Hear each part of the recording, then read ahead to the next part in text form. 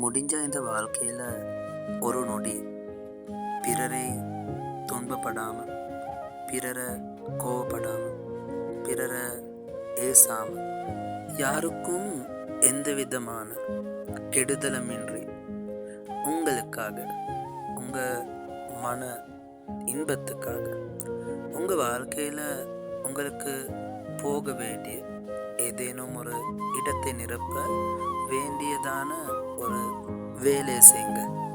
உங்களுக்காகவே வாழ்ந்து பாருங்க.